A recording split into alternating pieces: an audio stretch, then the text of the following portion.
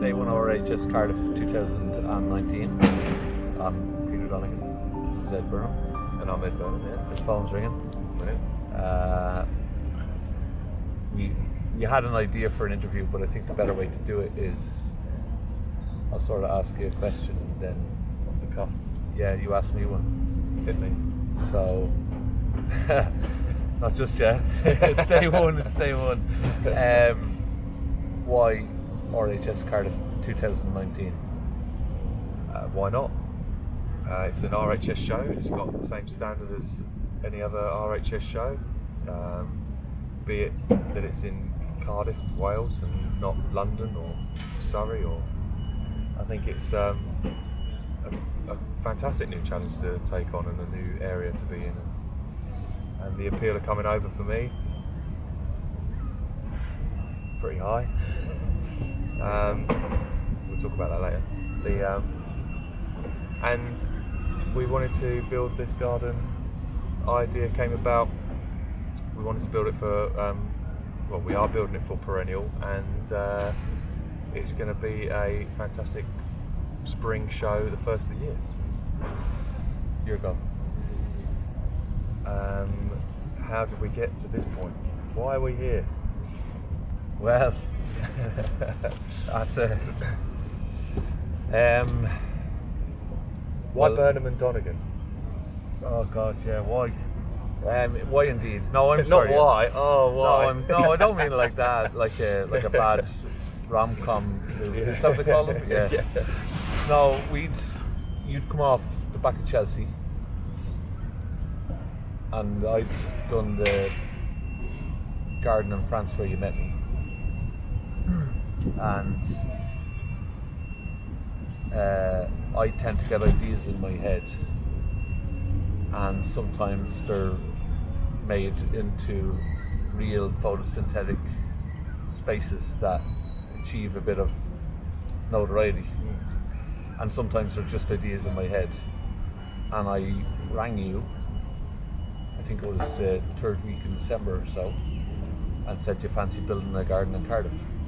And you said yes. And sorry, I actually rang you and said, "Do you fancy building a show garden for me?" And you went yes. And I said, "I haven't told you what it is yet." And you went, "Doesn't matter, I'm in." And then I rang Howard behind the camera, who you can't see at home, from CED, and I said, "I'm building a garden with Burnham." Literally, this is in the space of 5 minutes wheel time. And I just remember ringing you back saying Howard said exactly the same thing as you, whatever it is we're in. And then I rang the RHS and said, "I actually think we have a show garden." and it's not always that simple, and it hasn't been, and you know the stories of show gardens that remain in papers sometimes. And on this one, it was just one of those where we then got in touch with, rang Mark Straver from Hortus Loci. He said yeah. Then Oxford Planters, sorry about that. Oxford Planters, I actually rang and said we were looking for a barbecue. And Sarah said, "Why don't you just ask me?" And I said, "Ask you what?" And she went, "Just ask me."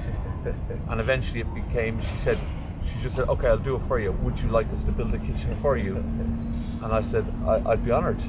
Yeah. And so when I say it was that simple, in this one it is very much the freak. I don't think it will ever happen again. I'm 17, 18 years out on my own in business, and I've never met a story like this where you can, it goes from perennial to, And it hasn't even stopped there, yeah. It goes to veterans growth after that, and then the garden lives on. Number one,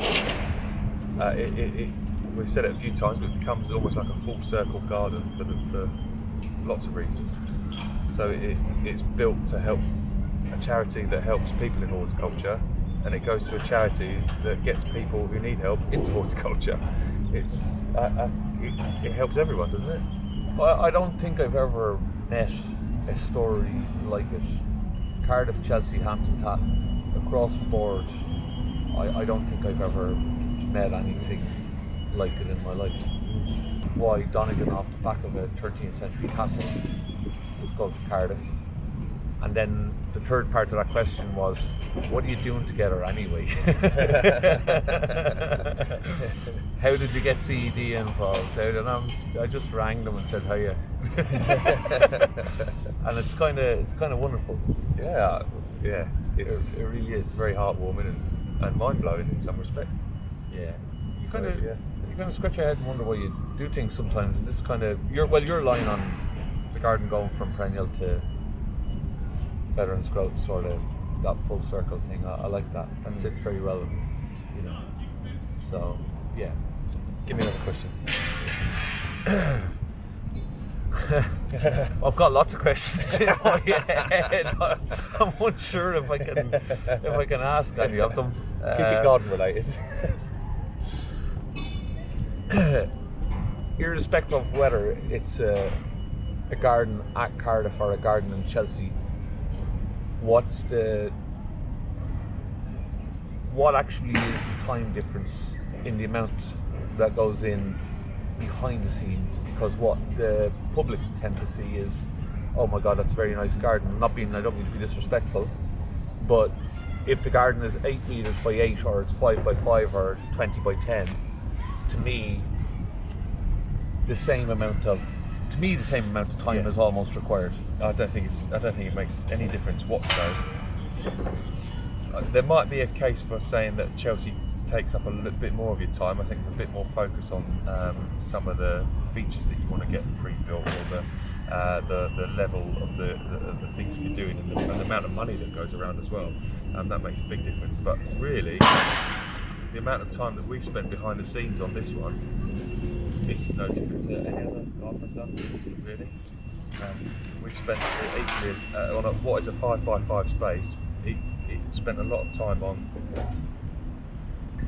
the kitchen, getting the stone right, the site visits to see the things being built, the sort of the work we do behind the scenes, and the talking on the phone, keeping each other in the loop, and keeping ourselves very much. We're designer and contractor, but the way we've approached this is that we're all on the same page, and we're all striving for the same goal. And it doesn't make any odds. Peter's running the show, there's no doubt about that, but we're all involved in this, and even down to CED and the decisions that are being made from everyone there. What stone's going to be the best thing for this? What we're going to use? How we're going to do it? Even late-minute decisions on what we were going to clad the sides with. You know, these things were still evolving right up until we got here. So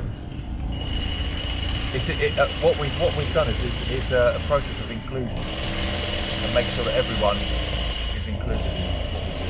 And it's not just from the top decision, right, this is what I want, this is how it has to happen. That's really, for me, not unique, because it does happen, but for me that's the special part of what's happening here. You also wanted to include the guy with the drill, who's over there in the bottom left-hand corner. He's doing a sterling job. He's doing a cracking job of trying to be part of this garden build, and we're just glad he could make it. You know, his mom didn't want him to come down. Dad didn't want him to come down. The guys he works with didn't want him to come down. But he made it. He's drilling. He's drilling. Oh, It is. he loves that drill. He loves that drill. I think he's only got 45 or 50 to go. So. Nah. Later on the last one, or else he's got a drill fetish. He's the National put it Wales down. Drill Fetish He's put it Champion down. 2017. There you go. Right. Ask me the question then. Okay, next question. Yeah. What does it take to build show gardens? In fact, any garden that's one far away from home, far enough anyway. And what does it mean? You know, one, to be away, and two, what it does at home, I guess. That's a funny one. Because there's not, per se, there's not really any, you don't win like a bursary for building a show garden, so I'm not monetarily, I'm not going to really gain out of it, but that's probably not the objective. On this one, I think we said from the start, the objective was to sort of get the perennial message out there, to be away from home. I think I've done that a lot anyway, and I do it a lot. I'm irregularly away from home anyway, so that's not kind of new to me. But I appreciate if you'd never built a garden, not on the island upon which you live, then you got to figure out the sort of logistics of it and how you do that. And that genuinely here wouldn't have happened without you. We were just down to the silly things like the wee little tool that you have for finishing the pointing and paving, silly things like that, just having them in your toolbox. You can't have that when you go. You can't have that when you go abroad. So I'll go back to something that you said very, very early on. There's an immense amount of pride for a perennial to say we will have you stand by our side on our 180th anniversary.